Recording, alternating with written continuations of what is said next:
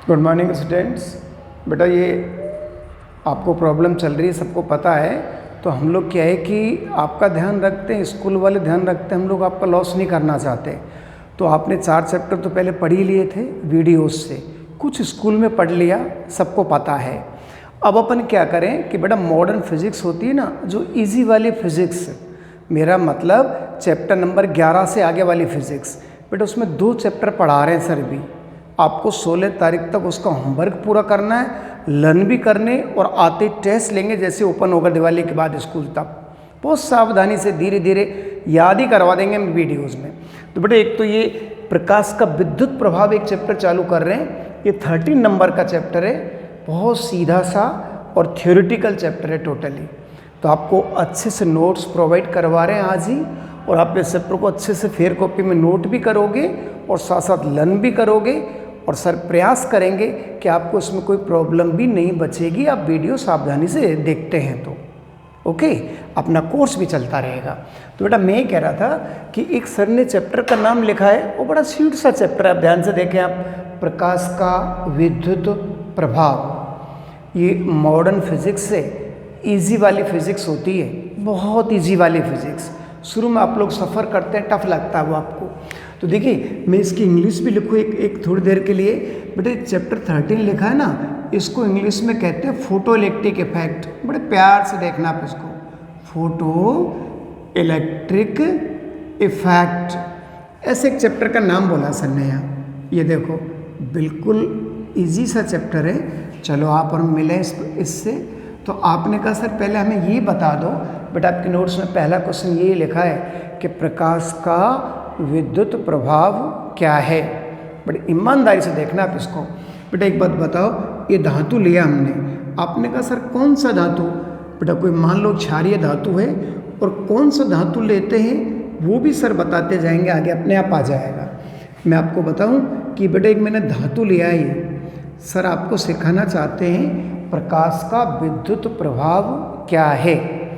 तो देखिए अब ये इसमें देखो ध्यान से, ये फोटॉन आ रहे हैं। आपने कहा सर क्या होता है फोटॉन? बेटा फोटॉन का मतलब प्रकाश होता है। प्रकाश के छोटे छोटे पार्टिकल ही तो क्या कहलाते हैं बताओ? फोटॉन कहलाते हैं। तो सर ये सिखाना चाहते हैं प्रकाश में 7 रंग होते हैं, 7 रंगों का तरंगदैर्घ्य और आवृत्ति अलग अलग होती है, बट ये प्रभाव एक विशिष्ट आवृत्ति के प्रकाश पे पैदा होता है।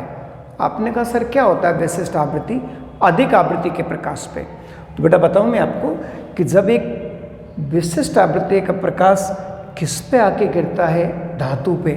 तो धातु की सतह से इलेक्ट्रॉन का उत्सर्जन होता है, हो जाता है। धातु की सतह से इलेक्ट्रॉन का क्या हो जाता है बेटा? उत्सर्जन हो जाता है। उस प्रकाश, इस घटना को क्या कहते हैं बताओ? प्रकाश का विद्युत प्रभाव। फिर सुनो परिभाषा याद भी कर लो कि जब धातु की सतह पर विशिष्ट आवृत्ति का प्रकाश आपतित होता है तो धातु सतह से इलेक्ट्रॉन का उत्सर्जन हो जाता है। प्रकाश की इस घटना को क्या कहते हैं? प्रकाश का विद्युत प्रभाव। बड़े आराम से याद हो गया। और एक बात बताऊं मैं आपको, बड़े ध्यान से सीखना, बड़े प्यार से सीखना। बेटा ये अपना जो प्रकाश होता है, ये देखो सर ने कुछ लिखा है, आप गौर करो। ये देखो बिल्कुल जानते हैं, आपकी दोस्ती होनी चाहिए इससे। वे जानी है पेनाला, बैंगनी और लाल रंग। बेटा इस लाल रंग का तरंगदैर्घ्य, जिसको लैम्डा कहते हैं आप, सबसे ज़्यादा होता है, और इसकी आवृत्ति सबसे कम होती है। क्यों? क्योंकि तरंगदैर्घ्य आवृत्ति के व्युत्क्रमानुपाती होता है। तो बताओ इसकी आवृत्ति होती है इसकी आवृत्ति होती है सबसे कम। अरे भाई लाल रंग की आवृत्ति होती है सबसे कम। तो बताओ आवृत्ति किसकी ज़्यादा होती है? बैंगनी, जामुनी, नीले कलर्स की आवृत्ति ज़्यादा होती है। तो इस तरह के कलर्स का प्रकाश जब धातु की सतह पर गिराया जाता है तो धातु की सतह से क्या निकलते हैं? इलेक्ट्रॉन। प्रकाश की इस घटना को क्या कहते हैं बच्चे? प्रकाश का विद्युत प्रभाव। तो आपको याद हो गया कि जब धातु की सतह पर विशिष्ट आवृत्ति का प्रकाश, सबसे अच्छा प्रकाश कौन सा लाइक करेंगे आप? बैंगनी। क्यों? क्योंकि बेटा बैंगनी प्रकाश की आवृत्ति क्या होती है?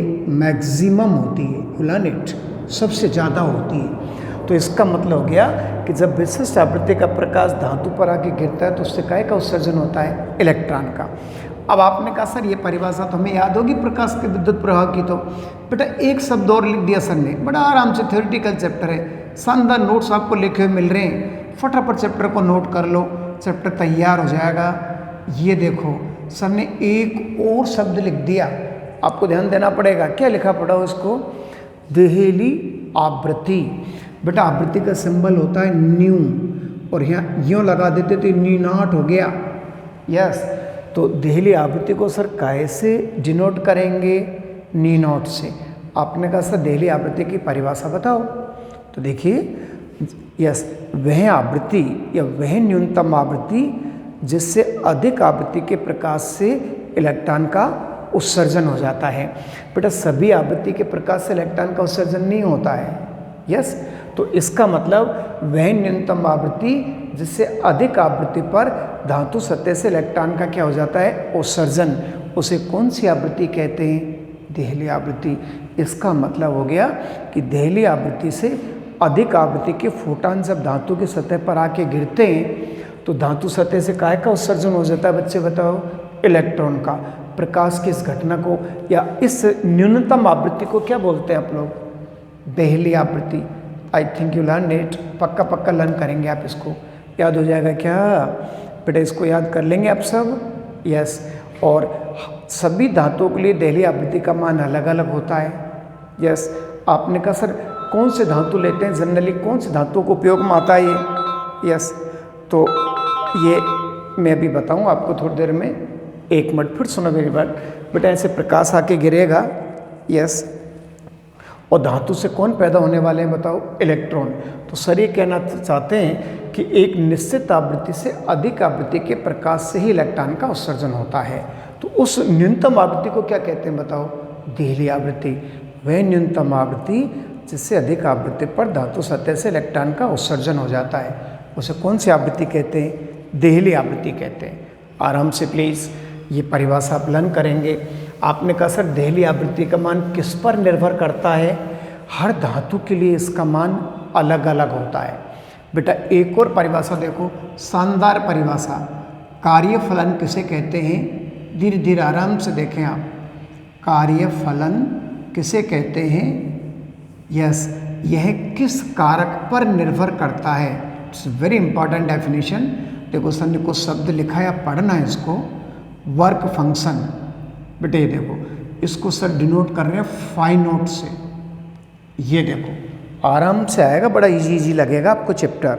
फिर सुनो मेरी बात, अभी आपने दो परिभाषाएं पढ़ी है, एक तो कार्यफलन पढ़ा है, सॉरी, एक तो आपने पढ़ा प्रकाश का विद्युत प्रभाव, और एक देहली आवृत्ति। अब देखिए तीसरा डेफिनेशन सर लिखाना चाह रहे थे कि what is the work function, कार्य फलन किसे कहते हैं। बेटा मैं इसी डायग्राम को वापस यूज में ले रहा हूँ। आपने कहा सर इधर से कौन आ रहे हैं, बेटा फोटोन आ रहे हैं। फोटोन कह दें आप, प्रकाश कह दें, एक ही बात होती है। अब आप बताओ यहाँ पे इसके अंदर इलेक्ट्रॉन होते हैं, तो आपने कहा सर ऊपर से जब फोटॉन आके गिरेंगे तो अंदर के इलेक्ट्रॉन को फोटॉन बाहर निकालना चाहते हैं। तो बेटा अंदर के इलेक्ट्रॉन को फोटॉन जब बाहर निकालेंगे तो उनको काम करना पड़ता है, उस काम के लिए हमें ऊर्जा की ज़रूरत पड़ती है। बेटा उस ऊर्जा को क्या कहते हैं बताओ, कार्यफलन। फिर सुनो सर की बात, आप घर के अंदर बैठे थे, आपको अंदर से बाहर निकाला प्यार से, या ऊर्जा लगा के निकाला या पीट के निकाला, तो काम करना पड़ा, उस काम को कौन सा फलन कहते हैं बताओ, कार्यफलन।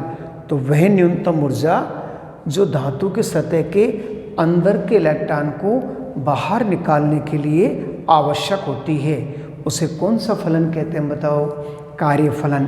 कार्यफलन एक प्रकार का क्या होता है बताओ, ऊर्जा होती है। तो फिर मैं बोलूँ इसकी परिभाषा, वह न्यूनतम ऊर्जा जो धातु के सतह से इलेक्ट्रॉन को बाहर निकालने के लिए आवश्यक होती है, उसे क्या कहते हैं बच्चे, कार्यफलन कहते हैं।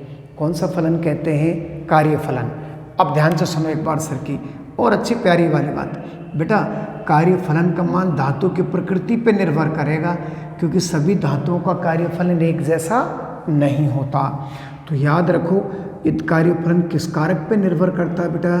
धातु की प्रकृति पर निर्भर करता है। इसका मतलब हर धातु का कार्यफलन भी अलग अलग होता है, क्योंकि इलेक्ट्रॉन तो उत्सर्जन धातुओं से ही होता है हमेशा।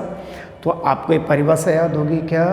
वह न्यूनतम ऊर्जा जो धातु की सतह से इलेक्ट्रॉन को बाहर निकालने के लिए आवश्यक होती है, उसे क्या कहते हैं? कार्यफलन, यूनिट।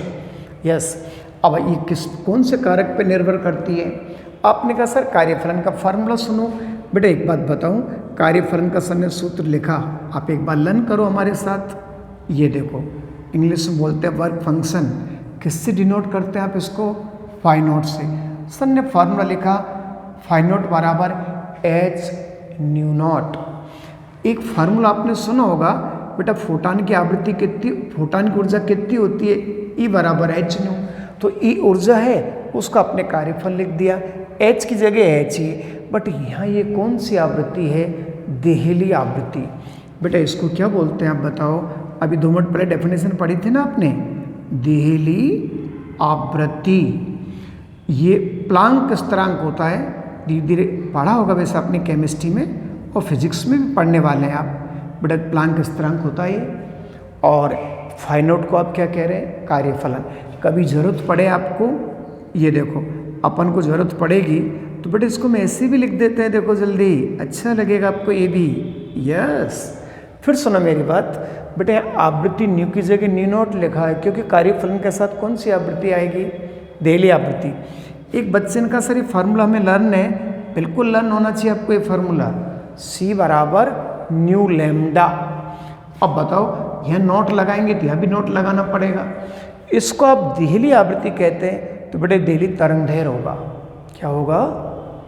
देहली तरंगदैर्घ्य। अब बताओ इसमें से अगर मैं न्यू नोट की वैल्यू रखूँ यहाँ पे, बेटा इस जगह पे न्यू नोट की वैल्यू रखें इस जगह पे, तो आप एक मिनट बात करना, देखिए यही आएगा क्या? Nu naught is equal to C upon lambda naught. Now putting the value of nu naught in this formula, then we get phi naught equals to Hc upon lambda naught. तो इसको क्या नाम देंगे आप बताओ जल्दी? देहली तरंगदैर्घ्य। बेटा इसका नाम देहली तरंगदैर्घ्य। इनके छोटे छोटे न्यूमेरिकल आ जाते हैं। मैं आपको और खुशखबरी बता दूं कि बेटे चैप्टर आधा ही रहा है इस साल सिलेबस में से, आधा हट गया 13वां चैप्टर, केवल छोटा सा 5-7 पेज का ही बचा बस। 13वां चैप्टर आपके सिलेबस से आधा हो गया। परमाणु में ज़रूर कुछ नहीं हटा, केवल एक ही क्वेश्चन हटा है, ये तो बिल्कुल ही आधा चैप्टर हो गया। तो आपके लिए खुशी की बात है ये। तो देखिए आपने अब तक ये फार्मूले लिखे, इनसे डरेंगे नहीं आप। ई की जगह फाई नॉट लिखा है, न्यू की जगह न्यू नॉट रखा, याद होना चाहिए आपके फार्मूला। या आपने न्यू नॉट की वैल्यू रख दी C upon lambda naught। तो आपने 3 परिभाषाएं बहुत इम्पोर्टेंट पढ़ ली आपने। आपने कहा सर बताओ क्या थी 3 परिभाषा?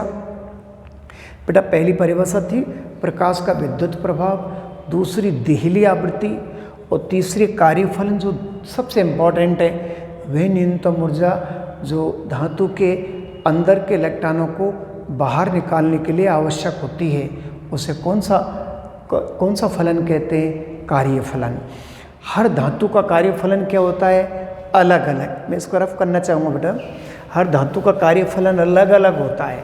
तो आपने कहा सर हमें ये तो बता दो, आपके बुक में टेबल बनी होती है, हमें टेबल रन नहीं करनी है, बट हमें ये याद रखना है कि कौन से धातु का कार्यफलन सबसे कम होता है।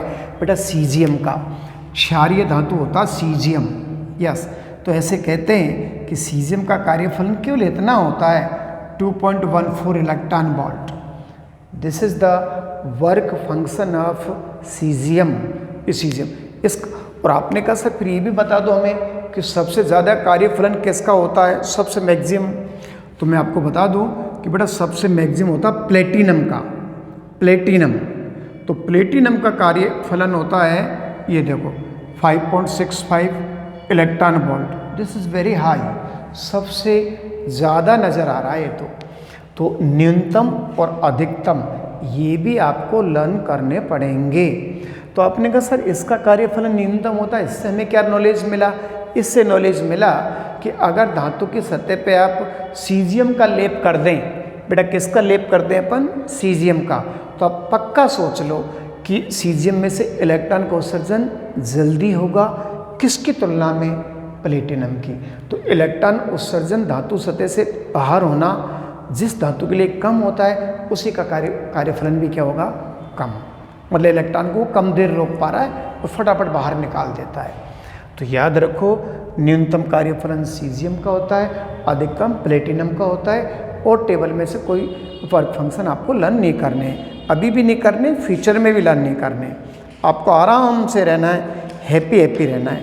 तो बेटे मैंने 3 परिभाषाएं पढ़ाई, चैप्टर इसी प्रकार का है, थियोरिटिकल है। आप बड़े हो जाएंगे तो देखिए ये छोटी छोटी बातें उसको मिटाना नहीं चाह रहे। वो देखो एक बेस चीज़ लिखी हुई है आपके लिए, और फिर मैं इसको मिटाने से पहले बता दूं कि बेटा अपन प्रकाश का विद्युत प्रभाव ये चैप्टर पढ़ रहे हैं। चैप्टर की परिभाषा यहाँ से बनाई है आपने कि जब आपने कहा सर मैं समझ ही नहीं आ रहा, विशिष्ट आवृत्ति का प्रकाश क्या होता है? अरे भाई, जिस प्रकाश की आवृत्ति ज़्यादा होती है, ओके, जिस आवृत्ति के बाद मतलब जिस आवृत्ति पर धातु सतह से प्रकाश का उत्सर्जन होने लग जाता है, यस, तो विशिष्ट आवृत्ति होती है। कार्यफलन एक शब्द पढ़ा आपने, एक देहली आवृत्ति, वो वाली न्यूनतम आवृत्ति जिसके बाद धातु की सतह से इलेक्ट्रॉन का उत्सर्जन स्टार्ट हो जाता है। तीनों परिभाषा अच्छे से लर्न कर लो, बोर्ड में आती बेटा एक तीनों में से एक परिभाषा। आज हम कौन से टॉपिक की पढ़ाई कर रहे हैं बताओ? प्रकाश का विद्युत प्रभाव। इसमें देखो कौन सा रंग सबसे बढ़िया रहता है प्रकाश विद्युत प्रभाव के लिए? बैंगनी। कौन सा बच्चे? बैंगनी। चलो इसको भी मिटा दें क्योंकि बैंगनी की आवृत्ति बहुत ज़्यादा होती है, सबसे ज़्यादा होती है, ये भी रफ करेंगे।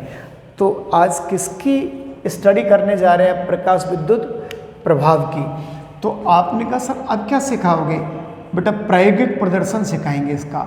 बहुत बड़ा एक प्रयोग सिखा रहे हैं सर, धीरे धीरे। प्रयोग का डायग्राम और प्रयोग की रचना एग्जाम में नहीं आती है, बट इसके रिजल्ट्स बड़े इंपॉर्टेंट होते हैं। तो आप प्रयोग को ध्यान से समझना, रटना नहीं, डायग्राम की प्रैक्टिस ज़रूर कर लेना। डायग्राम एग्जाम में नहीं आता, रचना भी नहीं आती, बट एक्सपेरिमेंट के रिजल्ट्स बड़े इंपॉर्टेंट हैं। तो आप धीरे धीरे मेरे साथ इस प्रयोग को समझने का प्रयास करेंगे। तो आपने कहा सर पहले बताओ प्रयोग क्या है, क्वेश्चन क्या है? बेटा क्वेश्चन ये है कि प्रकाश विद्युत प्रभाव का प्रायोगिक प्रदर्शन समझाइए। प्रकाश विद्युत प्रभाव की प्रायोगिक पुष्टि कीजिए।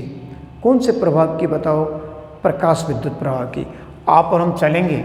बेटा 2 वैज्ञानिक थे, एक मैं आपसे बोलूँगा कि इन वैज्ञानिकों ने प्रकाश विद्युत प्रभाव को प्रैक्टिकली कैसे समझाया था, कैसे सीखते हैं अपन इसको, या आपको और हमें बहुत डिटेल में स्टडी करनी है। यस, तो देखिए 2 वैज्ञानिक थे, मैं उसका नाम लिख दूं, जरूर नहीं आप इनके नाम लर्न करें। बेटा मैंने लेनार्ड लिखा है, बड़े प्यार से देखो, और एक उसका दोस्त था मिलीकन। लेनार्ड का दोस्त कौन था बेटा? मिलीकन। बस लेनार्ड का एक फ्रेंड था, उसका नाम था मिलीकन। तो किसने इस प्रयोग को समझाया बताओ? लेनार्ड ने और मिलीकन ने। लेनार्ड ने और मिलीकन ने। बहुत जोर से रटने की बात नहीं है, बड़े प्यार से प्रयोग को समझने वाले हैं अपन। यस, तो ये प्रयोग करने वाले वैज्ञानिक कौन कौन थे बच्चे? लेनार्ड और मिलीकन। बेटा मैं धीरे धीरे डायग्राम बनाऊंगा और छोटी छोटी बात आप समझेंगे, फिर बाद में आपको हम लोगों को परेशान नहीं करें आप, और अपनी स्टडी करें। तो आपने कहा सर आप क्या बना रहे हो? बेटा ध्यान से देखो, अभी मैं बताता जाऊँगा। ये एक निर्वात नली है। छोटे छोटे बच्चे, कई बच्चे नहीं जानते सर क्या होता है निर्वात नली। बेटा निर्वात नली का मतलब होता है एक ऐसी नली जो यस यस यस, ये देखो, ये आपने एक कांच की नली ले ली, उच्च कोटि का कांच लेते हैं इसको बनाने में, जिसको कहते हैं क्वार्टज। क्या कहते हैं? क्वार्टज। तो बेटे निर्वात नली है ये। आपने कहा सर आपने ये तो बताया नहीं निर्वात नली क्या होती है। बेटा ये तो बताएंगे अभी हम निर्वात नली क्या होती है, बट ये उच्च कोटि के ग्लास की बनी होती है जिसको अपन कहते हैं क्वार्टज। ओके, ये देखो ये निर्वात नली है। बस it is made by quartz. केवल अब डायग्राम को ही समझ लो, आपको पढ़ने की ज़रूरत नहीं पड़ेगी। इस चैप्टर में सारा चैप्टर याद हो जाएगा, डायग्राम समझ में आ गया तो। बट ये डायग्राम एग्जाम में नहीं आता है कभी कभी। ये देखो बस आपने कहा सर इसमें निर्वात कैसे करते हैं? बेटा ऐसे करते हैं, देखना यहाँ पे एक पंप लगा देते हैं। ये पंप क्या करता है कि अंदर की हवा को बाहर निकाल देता है। बस ऐसा पंप लगा देते हैं तो अंदर की हवा बाहर निकलेगी तो अंदर का दाब कम हो जाता है, तो हम कह देते हैं अंदर निर्वात हो गया। दाब कम होना, न्यून होना, इसका मतलब होता है कि आपने उसको वैक्यूम कर दिया। चलेगा? अब आप बताओ, आज हमें प्रकाश विद्युत प्रभाव की स्टडी करनी है। तो बड़ी नली दिख रही है ना आपको, ऐसी सी नली, बड़ी सुंदर सी नली। ये देखो, ये देखो, बस बस बस, ये लो। आपने कहा सर ये तो खिड़की लगा दी आपने। बिल्कुल खिड़की लगानी थी मुझे, बट एक खिड़की सी बना दी आपने। आपने क्यों बनाई खिड़की बताओ? क्योंकि खिड़की में से प्रकाश डालेंगे आप धातु की सतह पर। ये रहा धातु। आपने कहा सर धातु आपने टेढ़ा टेढ़ा लिया है, पैराबोलिक शेप का लिया है, ऐसा क्यों करते हैं आप? बेटा इसलिए करते हैं कि पैराबोलिक शेप होता है ना, इस तरह का शेप, उसमें प्रकाश ज़्यादा अवशोषित हो जाता है। ऐसे शेप में प्रकाश परावर्तित हो जाएगा। शेप ऐसा होगा तो ज़्यादा प्रकाश का क्या हो जाएगा? अवशोषण। तो बताओ इस धातु की सतह पे आप क्या डालने वाले हैं बताओ? प्रकाश। ये आ रहा है बेटा प्रकाश, बिल्कुल आने वाला प्रकाश है। ये देखो, इस धातु की सतह पे जैसे प्रकाश आके गिरेगा, धातु में से कौन पैदा होने वाले हैं बताओ? इलेक्ट्रॉन। धीरे धीरे सीख रहे हैं आप। ये पूरी निर्वात नली है, खिड़की लगा दी आपने। ये you can say this is window, we can say this is window. ये देखो डायग्राम को आप भी घर पे एक बार प्रैक्टिस करके अपने बना के देखना। अब आप बताओ इसमें से कौन पैदा होने लग गए बेटा? इलेक्ट्रॉन। अपन इसको ऐसे कर देते हैं, नली को तैयारी कर रहे हैं। बेटा यहाँ पे एक एनोड लगाया, वृत्ताकार एनोड, ये रहा। तो आपने कहा सर इसको एनोड कहते हैं आप? बिल्कुल एनोड कह सकते हैं, ये बिल्कुल एनोड है ये। और ये जो दिख रहा है आपको बच्चे, ये जो दिख रहा है ये आपका कैथोड का काम करेगा। किसका? कैथोड का। तो इस प्लेट में से कौन उत्सर्जित हो रही है? इलेक्ट्रॉन। तो इसका मतलब हो गया कि इस प्लेट का सुंदर सा नाम हो गया उत्सर्जक प्लेट। देखो सर ने कुछ नाम लिखा है। आपने कहा सर क्यों कहते हैं आप इसको उत्सर्जक प्लेट? क्योंकि किसका उत्सर्जन कर रही है ये? इलेक्ट्रॉन का। ये प्लेट ले रही है इलेक्ट्रॉन को, तो इस प्लेट का नाम हो गया संग्राहक प्लेट। याद करते जाओ, कंसेप्ट का चैप्टर है। जो बच्चा थोड़ा सा ईमानदारी से पढ़ता है उसके लिए बेटा 2 दिन का चैप्टर ही है। केवल 3-4 पीरियड में चैप्टर पूरा करा देंगे हम आपको, 4 पीरियड में। तो शानदार तरीके से लर्न कर लो। आधा ही चैप्टर आपके सिलेबस में बचा है, आधे से रिलेटेड कोई न्यूमेरिकल भी 3-4 ही मिलेंगे आपको। मज़े आ गए इस चैप्टर में आपको। और छोटे से 4-5-6 पेज केवल आपके 4 नंबर के हैं बोर्ड में। यस, ये कोरोना का फ़ायदा सबसे बड़ा कि आप चैप्टर छोटा सा ही बच्चा आपका ये। तो देखिए अब इसमें चले, यहाँ पे आपने बहुत सारी तैयारी तो कर ली इसमें बेटा। अब चलें अपन इधर आगे चलेंगे। ये देखो, चलो चलो चलो। आपने कहा सर ये क्या बना रहे हैं? बड़ा बड़ा डायग्राम, मज़ा आएगा बड़े डायग्राम में। ये चले चले चले आराम से। देखो यहाँ पे एक अमीटर लगाएंगे सर। यस, इसको माइक्रो अमीटर कहेंगे। Micro ammeter, micro ammeter. ये माइक्रो एम्पियर में धारा को नापेगा, ये प्रकाश धारा को। यस, ये माइक्रो अमीटर है ना, ये कौन सी धारा का मापन पैदा करेगा बताओ? आज धारा बेटा बैटरी से पैदा थोड़ी हो रही है, प्रकाश से पैदा हो रही है। इसलिए आने वाली धारा का नाम क्या होने वाला है? प्रकाश धारा। फिर सीखो आराम से, धीरे धीरे। आपने कहा सर ये क्या लगा रहे हैं? जब आप 10th क्लास में पढ़ते थे ना तो वहाँ दिष्ट धारा जनित्र था, प्रत्यावर्ती धारा जनित्र और दिष्ट धारा जनित्र। तो बेटा दिष्ट धारा जनित्र में आपने दिक् परिवर्तक काम में लिया था, दिशा को बदलने वाली कुंजियाँ, इसको कहते हैं दिक् परिवर्तक। देखो सर नाम लिख रहे हैं इसका बड़ा सुंदर सा। धीरे धीरे अब एक बार डायग्राम बना के देखना, मज़ा आता है। दिक् परिवर्तक, दिक् परिवर्तक। इंग्लिश भी लिख दूं मैं आपकी, क्योंकि आप लोगों की इंग्लिश भी अच्छी है, खूब पिटाई खाते हैं इंग्लिश में आप। Computator, commutator, you can read commutator. ये कौन है? दिक् परिवर्तक। बस आपने कहा सर पहली बार देख रहे हम 4 कुंजियों वाला है, 1 2 3 4 कुंजी से लग रही है। अच्छा और चलेंगे हम आगे। बेटा आगे भी बनाना डायग्राम को, चलो इसको इससे मीट कर दो, मिला दो, मिल गया। यहाँ से एक तार ला रहे हैं अपन, ये तार इस तार को टच नहीं कर रहा इसलिए टेढ़ा बना दिया आपने। धीरे धीरे देखेंगे आप, बड़े आराम से देखेंगे डायग्राम को। ये है आपका कम्यूटेटर पूरा, और इसको सर थोड़ा आगे बढ़ा रहे हैं। यहाँ पे सर ने एक वोल्ट मीटर लगा दिया, ये रहा वोल्ट मीटर। आपको पता वोल्ट मीटर विभवांतर को नापता है।